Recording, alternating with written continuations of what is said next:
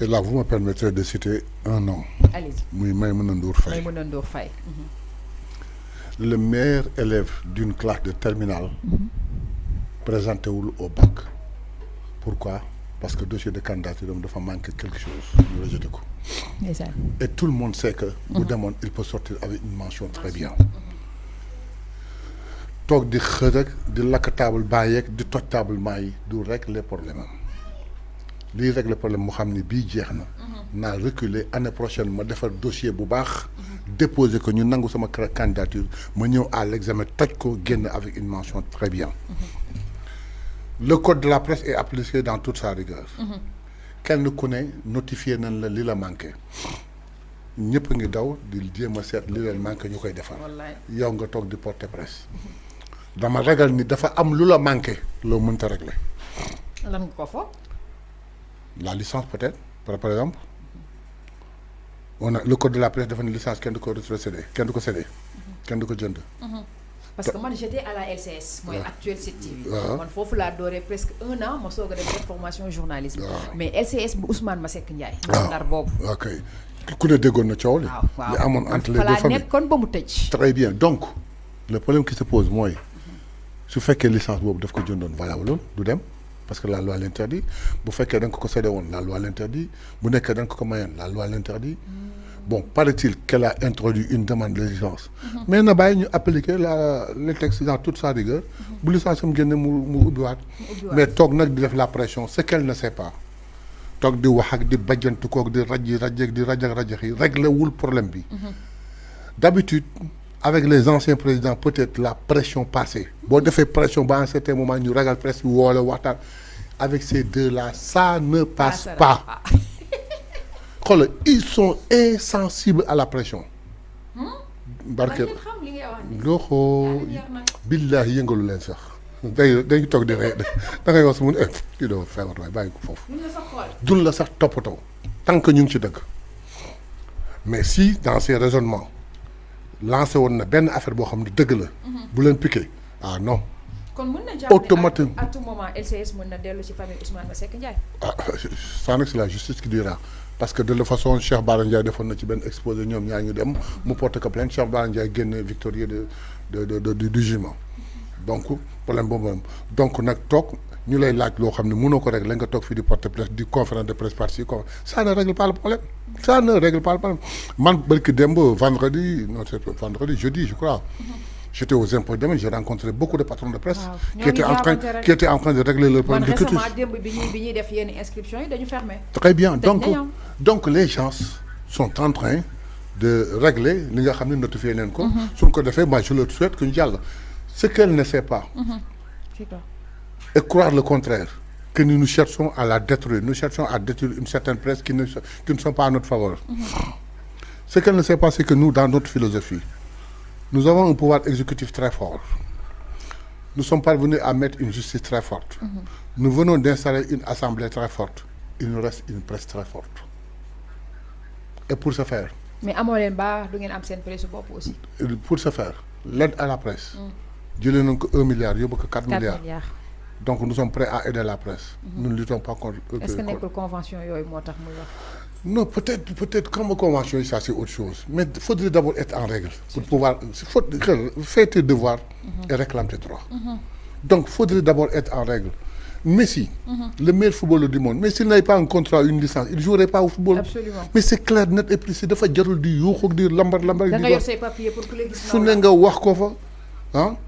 Bu fekkone nak vraiment dañ koy xex, dañ jugon ba koy xex. Mais xeyna duñ ko jëfé ni flagramment ni, amna ñu koy défé nénen.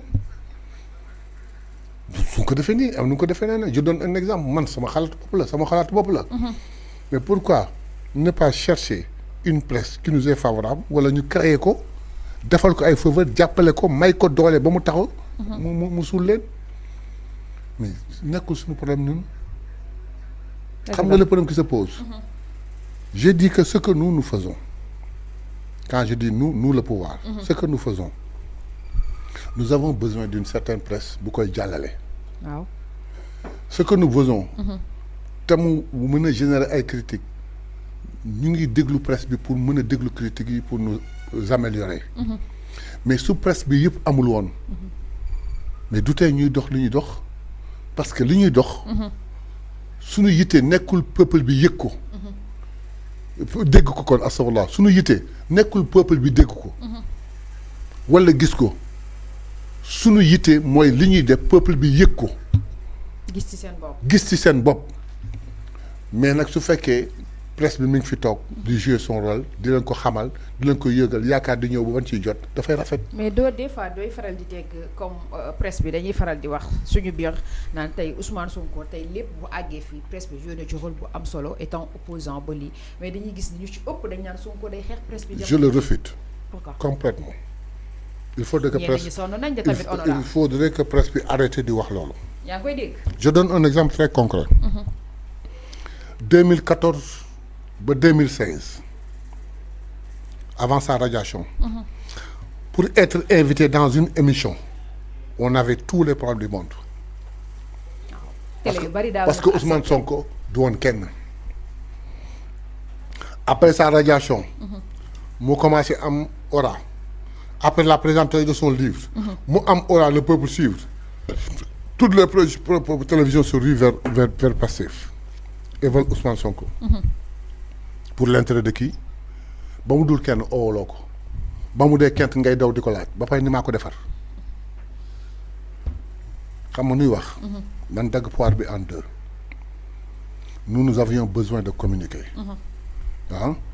La presse avait besoin de matière. Ils sont venus chercher de la matière chez nous. Nous en profitons pour faire notre communication. La poire est en deux. Si nous voyons que nous avons propulsé, nous avons une vue. Vous avez une vue, tamit. Vue amul dara. Moi, c'est un problème. Moi, c'est un problème. Vue amul dara. Moi, c'est un problème. Comment vous avez légui damay ubbi ndax tay da ngeen di bari vue. Ah man ah ouais. Non, xam nga le problème qui se pose. D'ailleurs ça c'est à reprocher à la presse. Imaginez que des gens sur mel na Mayabé. Parce qu'ils ont un langage. Amuñu xam-xam, jànguñu, xamuñu dara, bokkuñu fenn. Sinon ben scandale lañ toppoon di ci daw ba faf siiw. Mais ñu jël leen di leen yóbbu plateau ba tudde leen chroniqueur. Bari na fi ba tudde leen chroniqueur xam pourquoi? Parce que télévision bi koy def il se soucie même pas du contenu de l'émission. Alors que le mot chroniqueur mënuñu ko définir. Mais dégguma la télévision bi koy def xalaatul sax contenu émission bi yoonam newu ci.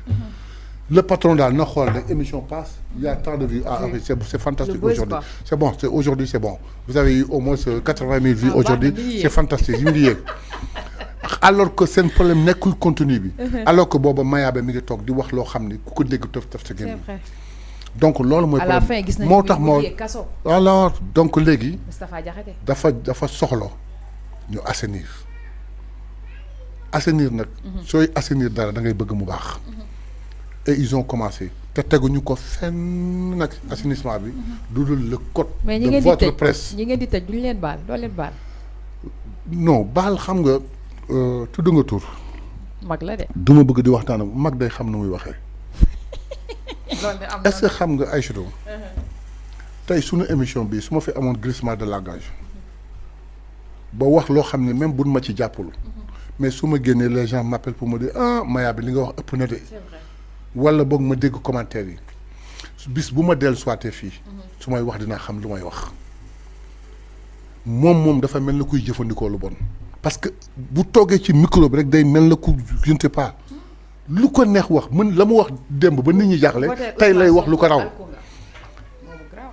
moom moo alko et la preuve ma nga tëdd fale di nelaw nit ñaa ngi tëdd seen kër di lekk ceebu jën moom ma nga toog fale il jouit plus de sa liberté. Je lui souhaite pas ça, très honnêtement, je lui souhaite pas ça.